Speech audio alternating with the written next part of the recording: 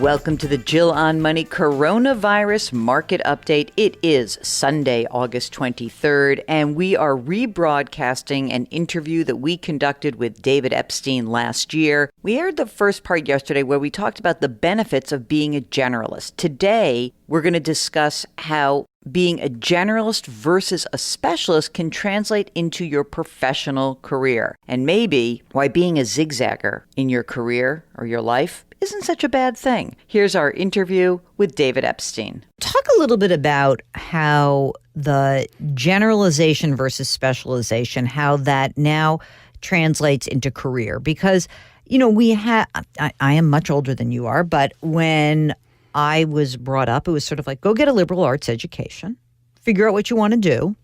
And you might fart around a little bit and go one way, go the other way, zigzag, whatever. And now it seems that we are asking our younger generation of, you know, let's say Gen Z or whoever comes next, to find specialization, like go to code camp, become a coder.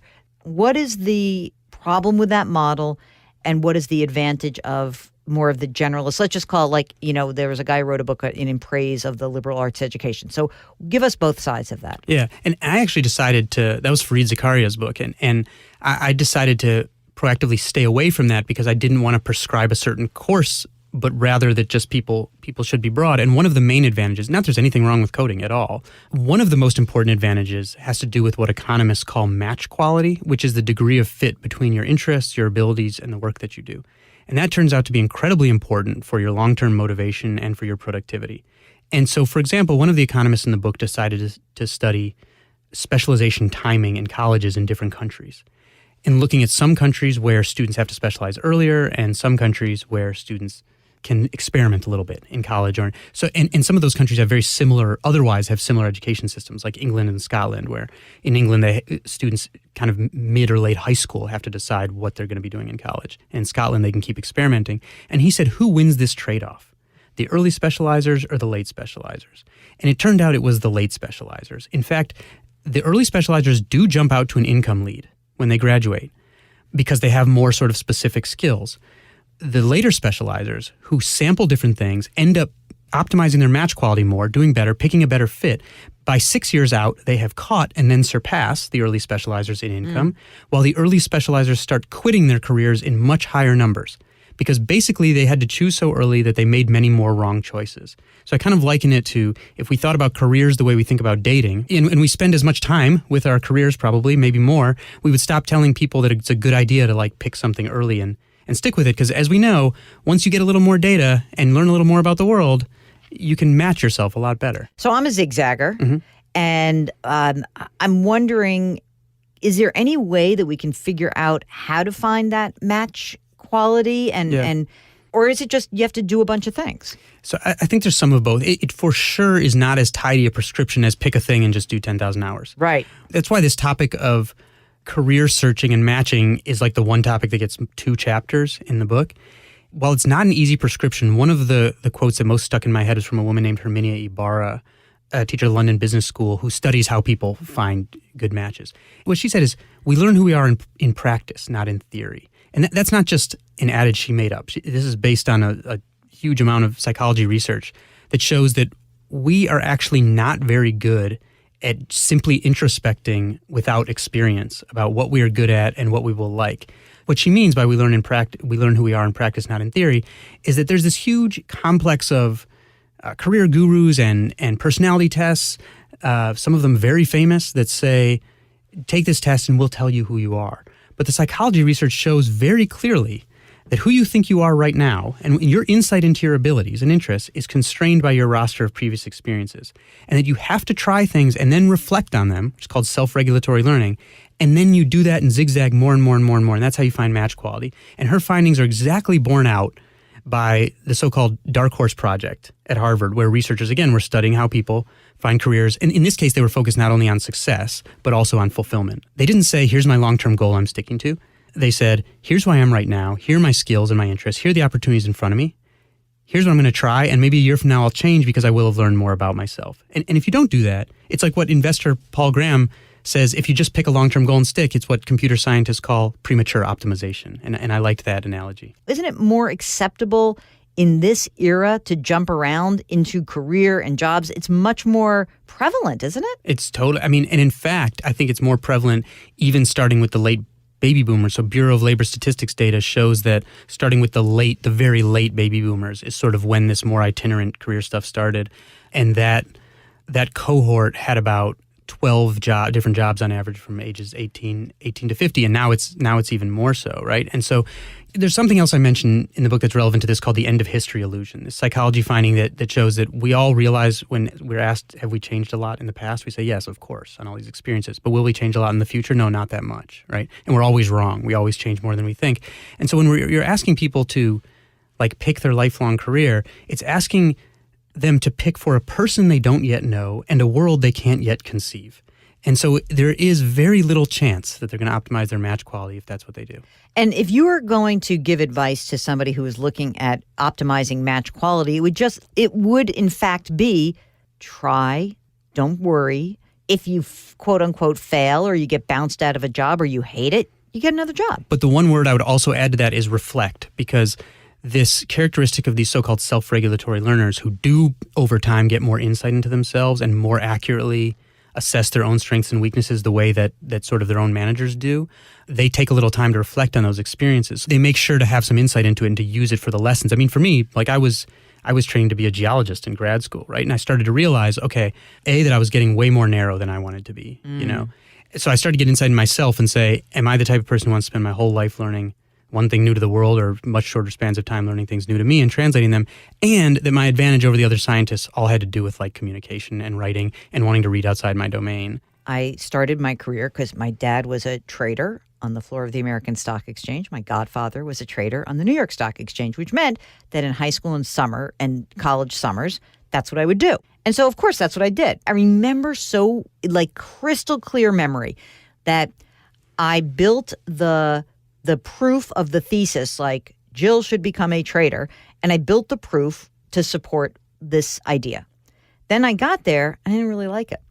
I was kind of miserable. And so then I left the trading floor, and I went into financial planning, investment management. And I had a couple of dopey jobs along the way, but they were fun, and I did learn a lot. One was horrible and one was fun. I remember then saying, okay, well, now, I'm in my late 20s and I have to get serious. And so I'm going to pick a career called financial planning, investment management. And I did that for a number of years. And I thought, this is it. This is my life. But what I really learned, and as I now reflecting on it, those were great jobs for as long as I had them. But there were aspects of it that were terrible for me and for my personality. That really didn't match, which, I was over-involved. I got too emotional. I got worried when people didn't take my advice. I couldn't sleep at night because I thought oh my God, David didn't buy enough life insurance and he's not buying enough and now I'm worried and what happens? And all of that was just not a good match because I was so hyper about it. But I know that if you asked me 20 years ago, is this the career for your life? I would have said, absolutely. Let me tell you all the reasons why. So what can we do to kind of help people pick their heads up a little bit and reflect more in real time? Is that possible? I think it is. And by the way, I doubt if you asked you 20 years ago, you would have said, podcasting, right? That's because you just don't know what's going to be there. But I bet you took a lot of those lessons, right? Because now the very lifeblood of what you're doing has to do with diverse interests and being able to ask. I mean, look at me. I'm probably an unusual guest for the things you're looking at, but you can still engage with these ideas in ways that are totally relevant to you and your listeners. And so I think the reflection in real time is absolutely real. And the other thing I think is that we should not consider those experiences where you thought something was going to be your career and it isn't to be bad, because you will use that knowledge. It's not a sunk cost. All right, let's go back to one last question that I have, because you brought up Mark Zuckerberg. I guess that I have this strain of anxiety around a lot of the young guys who build these companies and they think they're so powerful. They want to, move fast and break crap.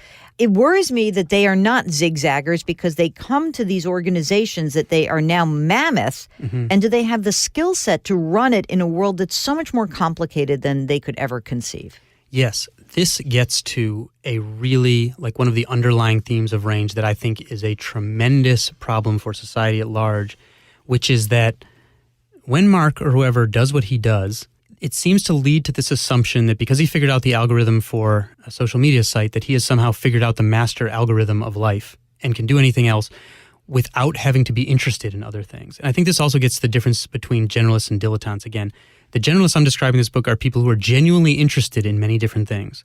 Whereas what I perceive in a lot of these younger tech founders is they learned how to make a website work. Therefore, other things are just systems. They can make those other things work. We see this a lot in medicine, where when Mark Zuckerberg said we're going to cure all disease within 100 years, one of the interventions he mentioned as being groundbreaking was cardiac stents, where you open up the blood vessels and can save people's life during a heart attack. But it's much more commonly used when someone has stable chest pain, basically, because they have chest pain, they have a narrowed artery, you prop it open. How could that not work? And it turns out a dozen randomized controlled trials have shown it does not work. What you care about is those people having heart attacks or strokes or dying. And it turns out they have heart attacks and strokes and die at the exact same rate, just with one more open blood vessel. It isn't a website. We didn't design the human body. It's much more complex. There's all this interacting stuff. And so I think this sort of lack of curiosity in other things, that because you had this big success and all these people around you, I'm sure, become sort of yes people, that you don't have to have a curiosity or a holistic view of things. And I think that's really, really dangerous, that we allow people to have success in one area, often in a kind environment maybe, and assume that somehow they've just figured out the code to life and it translates everywhere else. Like I'm going to throw $100 million at the Newark school system and fix it. Yeah. How'd that work? Money was one piece of a much more complex problem there. And so I think it was naive to assume that that's what was going to fix the problem. And if you looked at that, like, there are a lot of places where money is not the problem and there's still school system issues. So I think that was a lack of appreciating historical context. Another part of range deals with people who are, let's say, specialists. Yeah. And their ability to maybe look at what could happen in the future. And they do kind of sell themselves. All the time I get pitched like, well, Joe can come on your show, and Joanne can come on your show, and she'll tell you where the market's going next. Yeah.